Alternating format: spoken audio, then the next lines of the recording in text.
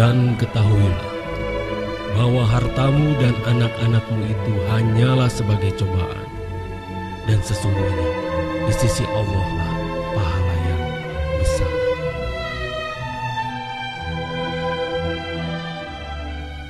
Anak adalah ujian yang diberikan oleh Allah Subhanahu wa Ta'ala pada kita. Kita tidak pernah bisa memperlakukan anak sebagai robot-robot kita yang hanya menurut apa yang kita mau. Tetapi ada satu hal yang lebih berat. Bagaimana kita mendidik anak-anak yang indigo atau anak-anak yang memiliki kelebihan dari anak-anak yang lain, agar kelebihannya tersebut bisa menjadi maksimal.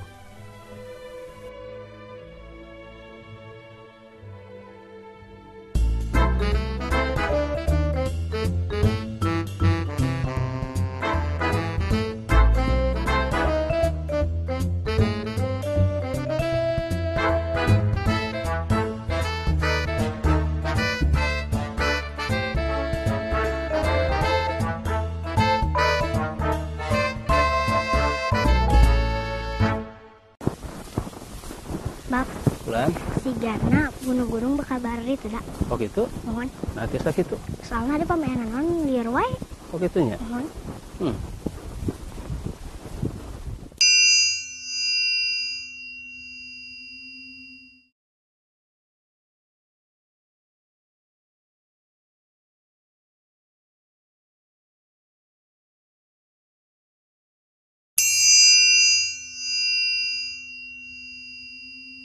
Kang, saya tuh punya anak 3 sekarang ya. Nah ini kebetulan ada beberapa anak tuh memang kan macam-macam ya. Iya. Ini kebetulan ada anak, salah satu anak saya tuh, dia tuh suka apa ya? Suka ngelihat yang hal-hal yang agak aneh-aneh. Oh gitu. iya, dia Karena- bisa melihat sesuatu yang tidak bisa dilihat oleh anak-anak lain begitu. Iya, iya. Dan kita juga tidak bisa melihat apa yang dia lihat itu kan ya. Betul, betul. Ah, iya, iya.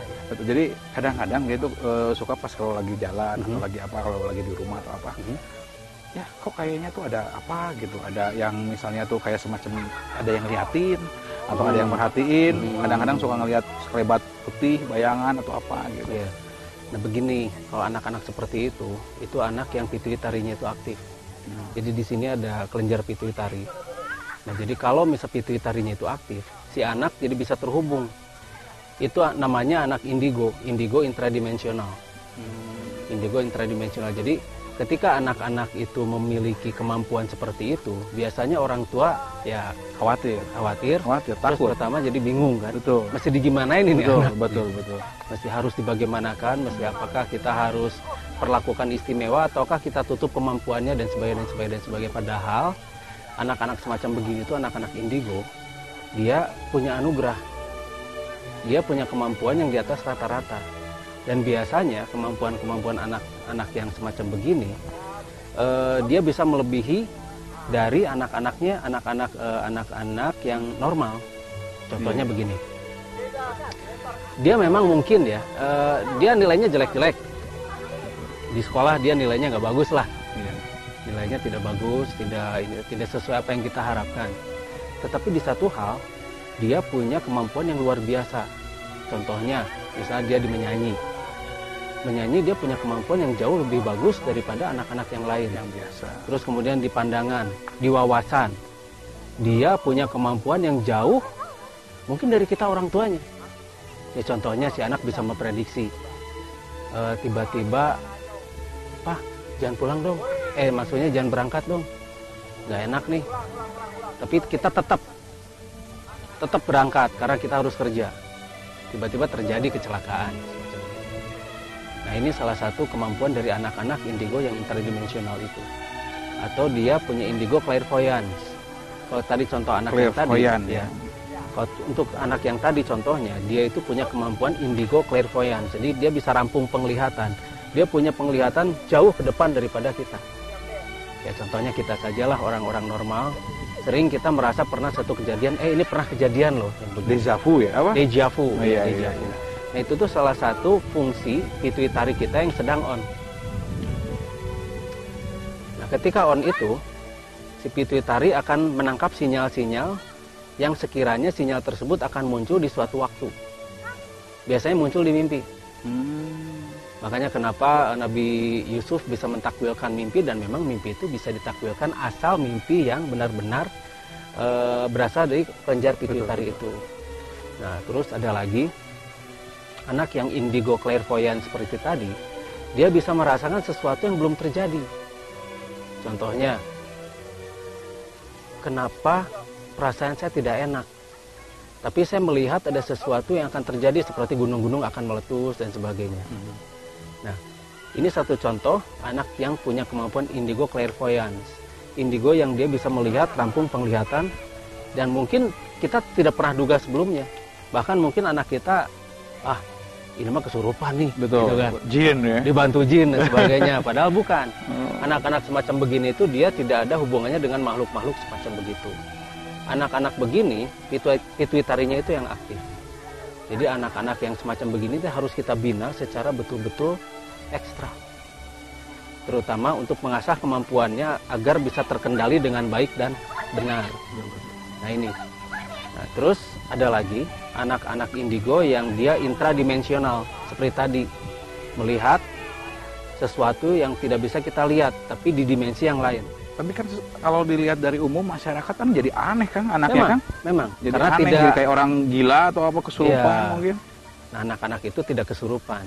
Anak-anak itu dia punya kemampuan yang lebih dari anak yang lain. Dan anak-anak semacam begini kalau sudah besar, biasanya dia jadi tempat orang minta tolong. Betul. Nah, orang-orang datang pada dia minta tolong, jadi advisor lah.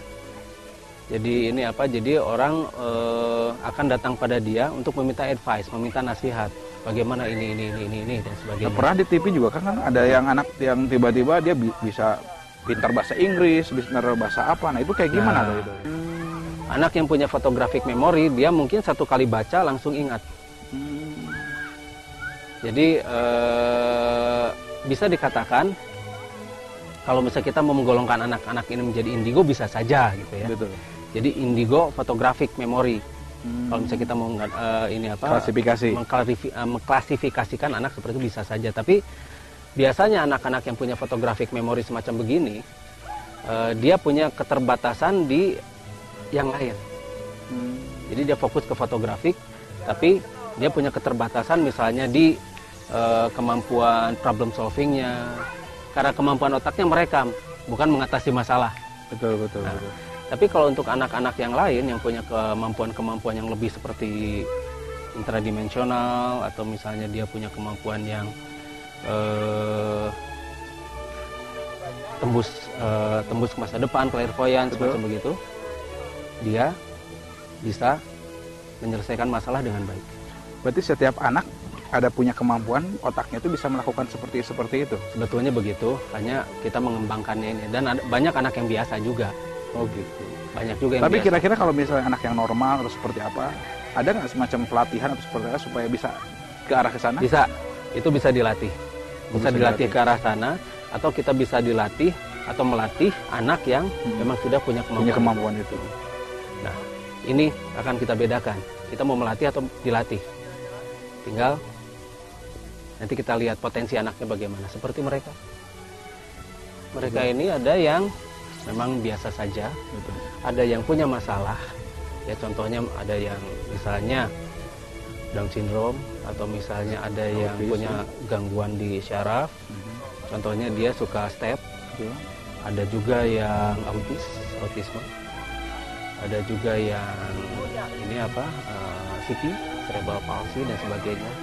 Banyak anak-anak yang memang bisa dibantu, tapi kita bisa tingkatkan kemampuannya agar minimal dia bisa berinteraksi dengan benar dan bisa hidup sendiri lah.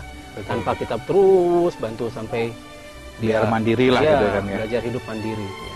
Betul. Nah ini dia. Nah, di sini kita latih mereka, kita maksimalkan kemampuan mereka agar mereka bisa menjadi manusia yang benar-benar khalifah fil ard.